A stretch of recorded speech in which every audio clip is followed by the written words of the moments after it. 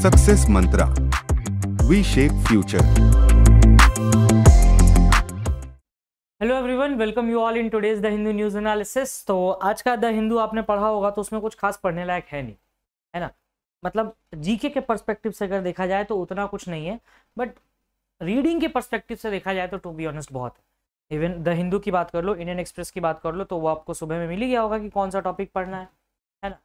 GK की बात करते हैं अब हम कि सीए के एस्पेक्ट से क्या क्या चीज़ें इंपॉर्टेंट है, एंड इसके हिसाब से कुछ ऐसे टॉपिक्स हैं जो आपके एग्जाम में आ सकते हैं, राइट। हिस्ट्री के पॉइंट ऑफ व्यू से, मॉडर्न हिस्ट्री, मेडिवल हिस्ट्री के पॉइंट ऑफ व्यू से, रिलीजन के पॉइंट ऑफ व्यू से, आर्ट एंड कल्चर जो कि आपके क्लैट का सिलेबस का पार्ट भी है, तो वहां पर भी ये आ सकता है। चलिए, पहला न्यूज है पेन पिंटर प्राइज। तो ये क्या है, बस ये देखना है हमें। टारगेट ओलंपिक पोडियम स्कीम, इसको आप ब्रिजभूषण वाले इशू से रिलेट कर सकते हो। Next is about the sacred hymns political games, Punjab से रिलेटेड है। Tushar Mehta appointed as the solicitor general of India for 3 years। ठीक है, तो ये बहुत बेसिक आइडिया है, इसमें कुछ समझाने जैसा कुछ है नहीं, इसमें आपको समझाया जाए। बट अब मेरा एक कहना होगा, जैसे कि आप देखो टॉपिक कम है और आज सैटरडे भी है, तो आप क्या करो, कल यानी कि संडे को जितनी भी न्यूज इस वीक रहे उनको रिवाइज कर लो। अगर आप मॉक देते हो तो मॉक दो, that is very nice. Mock को रिवाइज करो एंड क्वेश्चंस रिवाइज करो, पूरा हफ्ता जो चला उसको रिवाइज करो। इंडिया यूएस, इंडिया इजिप्ट बहुत हुआ था इस बार, उसको वाइंड अप करो, है ना। तो चीज़ें हैं ऐसी जिसको वाइंड अप किया जा सकता है। तो रादर आई विल सजेस्ट कि आप India US, India Egypt, cyclonic, earthquake, ये सब जितने डिस्टर्बेंसेस है इसको कवर कर लो ताकि आप मेजर पार्ट से फ्री हो जाओ। ठीक है, चलिए। तो अभी रिसेंटली एक अवार्ड मिला है, British children's writer and performer poet है माइकल रोजन, उनको ये अवार्ड मिला है PEN Pinter prize, right. PEN Pinter prize क्या है? It was established in 2009 in memory of Nobel laureate playwright Harold Pinter के नाम पे ये बना था। ये नोबेल ल्यूरेट थे अपने टाइम के। इसमें विनर कौन होता है? तो ऑथर होना चाहिए एक प्लेस का या फिर पोएट्री का, एसे का, फिक्शंस का, जिसको अंडरस्टैंडिंग हो, बेसिकली पर्टिकुलर जॉनर के नोबेल का वो राइटर होना चाहिए। It givens to write from the UK, Ireland and Commonwealth whose work committed in the fearless exposures. And prize जो होता है वो international writer of courage select करता है। PEN writers at risk committee association उस prize को select करता है। वो विनर के साथ शेयर भी होता है prize. The half of the prize is awarded to someone who has been persecuted for speaking out about their beliefs. ठीक है, अगर मान लो कोई अपनी बिलीफ्स को एक्सप्रेस करना चाहता है और उसको परसिक्यूट किया गया है तो उसको ये प्राइज का आधा पैसा दिया जाता है। कुछ प्रीवियस अवॉर्डीज है, Malorie Blackman, Steve and Hanif, Salman Rushdie and Lemn Sissay. तो इनका आप याद कर सकते हो, सलमान रुश्दी को याद कर सकते हो। माइकल रोजन को क्यों जाना जाता है? तो ये पोएट्री मेकिंग चिल्ड्रंस के लिए बहुत पॉपुलर रहे हैं। 140 से ज़्यादा बुक्स हैं, चैंपियन इन राइटिंग है, तो वर्ड प्ले, इमेजिनेशन है इनका, तो कहीं ना कहीं इनका कॉन्ट्रीब्यूशन को रिकॉग्नाइज करना वॉज द नीड, राइट। अब आता है टॉप्स क्या होता है। Target Olympic podium scheme 2000 I guess की 14 में इसको स्टार्ट किया गया था। यस, 2014 में इस स्कीम को स्टार्ट किया गया। इसके तहत प्लेयर्स को इंटरनेशनल एक्सपोजर देने के लिए बाहर ट्रेनिंग दी जाती है। ठीक है, और रेसलिंग से एथलीट्स विनेट फोगाट एंड बजरंग पूनिया, इनको किर्गिस्तान और हंगरी भेजा जाएगा फॉर इंटरनेशनल ट्रेनिंग कैंप्स के लिए। 2014 में ये लॉन्च हुआ था। It is a flagship programme for the ministry of youth affairs के थ्रू होता है। It was revamped in 2018 to include technical support staffs भी भेजे जाते हैं कॉम्प्रिहेंसिव असिस्टेंस के लिए। मिनिस्ट्री प्रायोरिटाइज करती है selections members with N emphasis on ensuring representation from high priority sports, जैसे कि आर्चरी हो गया, बैडमिंटन हो गई, हॉकी हो गया, शूटिंग हो गया, रेसलिंग हो गया। इनको बाहर ट्रेनिंग दी जाती है ताकि आप इंटरनेशनल एक्सपोजर भी आपको मिल सके। तो इसको पढ़ने वाली चीजें हैं। कैटेगरी क्या है? Development group and out of the pocket allowance 50,000 per month दिया जाता है एथलीट्स को। Core group and 25,000 per month to the athletes in development group में 25,000 रुपए दिया जाता है per month. Miscellaneous expense. Assistance athletes के लिए मिशन ओलंपिक सेल स्टैब्लिश किया गया। द बॉडी ऑपरेट करता है director general of sports authority of India. Most probably wrestling federation of India का 6 तारीख को आपको इलेक्शंस देखने के लिए मिल जाएगा, तो please be keep your I on it. ठीक है, चलिए।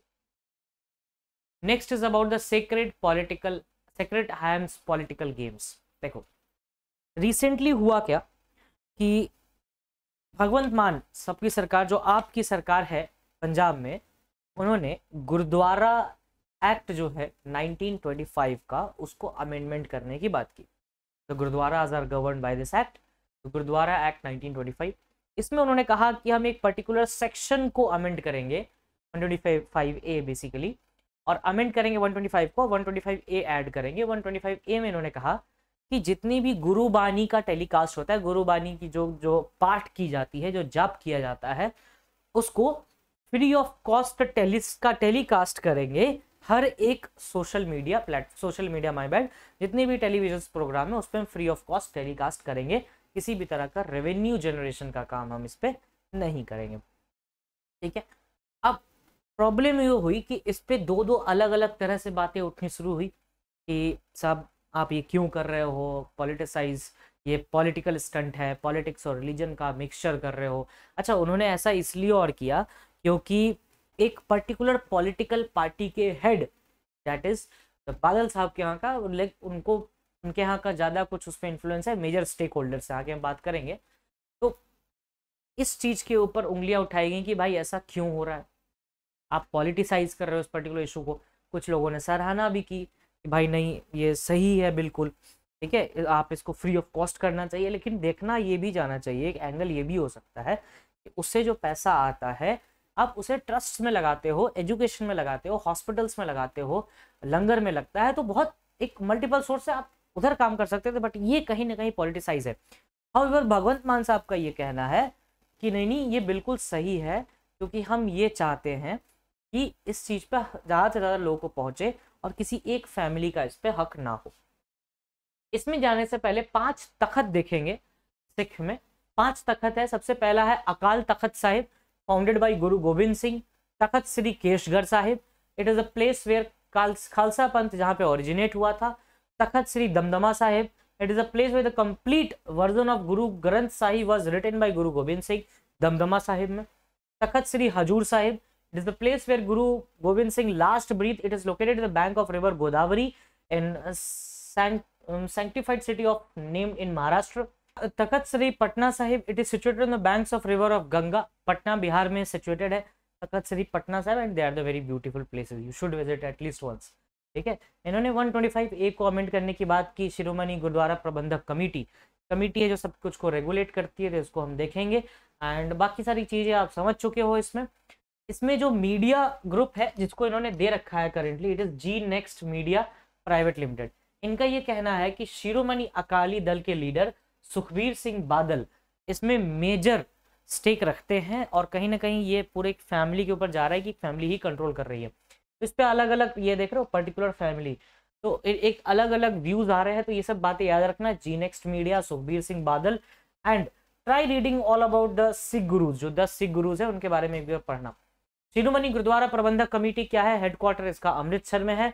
ये दरबार साहिब इन अमृतसर इसको एडमिनिस्टर करता है। एक ऑर्गेनाइजेशन है जो कि रिस्पॉन्सिबल है फॉर द मैनेजमेंट ऑफ गुरुद्वारास। ठीक है। गोल्डन टेम्पल के बारे में पढ़े तो 1589 में कंप्लीट हुआ। परमानेंट स्पिरिचुअल साइट है सिखिज्म में, one of the holiest site in Sikhism. Gurdwara Darbar Sahib Kartarpur and gurdwara जन्म स्थान इन ननकाना साहिब, ये सब कुछ ऐसे पिलग्रिमेज साइट्स हैं। Man made pollen site, the temple was completed by 4th Sikh गुरु गुरु रामदास। गुरु अर्जन देव जो कि 5वें सिख गुरु थे, placed a copy of Adi Granth in Harmandir Sahib and is prominent figure development of gurdwara, जिन्होंने 16th सेंचुरी में बनाया गया। महाराजा रंजीत सिंह जो कि फाउंडर थे सिख एम्पायर के, उन्होंने मार्बल और कॉपर वर्क लगवाए 1809 and overlaid the sanctum with the gold leaf in 1830। It become the centre of the Singh Sabha movement इन 1883। मतलब प्रायर इंडिपेंडेंस जो मूवमेंट चले, पंजाब सूबा मूवमेंट 1947, 56, कहीं ना कहीं जर्नैल सिंह भिंडरावाला भी इसमें ही छुपा था। ठीक है। करतारपुर साहिब कॉरिडोर 2019 में ही मोदी गवर्नमेंट ने करतारपुर साहिब कॉरिडोर स्टार्ट किया था विद पाकिस्तान। तो पाकिस्तान में Darbar Sahib gurdwara in Narowal district of Pakistan and Dera Baba Nanak shrine Gurdaspur district of Punjab province India में। ये 2019 में इसको स्टार्ट किया गया था। 550वीं बर्थ एनिवर्सरी थी गुरु नानक देव जी की। ठीक है। Now, Tushar Mehta reappointed as the Solicitor General. Solicitor General second highest law officer होता है. He is just subordinate to the Attorney General. ठीक है। बाकी बात करें, Solicitor General is 3 years का अपॉइंटमेंट होता है, कैबिनेट कमेटी अपॉइंट करती है, chaired by prime minister. Note एक इंपॉर्टेंट है कि attorney general is created by constitution under article 76, जो इनके मेजर है, इनके अपर हैंड पे है। While Solicitor General and Additional Solicitor General Office are governed by Law Offices Rules 1987, किसी कॉन्स्टिट्यूशन में मेंशन नहीं है, लॉ ऑफिशियल रूल से मेंशन किया जाता है। They are statutory post and not constitutional. तो अगर पूछे सॉलिसिटर जनरल कैसा पोस्ट है तो कॉन्स्टिट्यूशन मत मार के चले आना, इट इज स्टैट्यूटरी पोस्ट। ठीक है,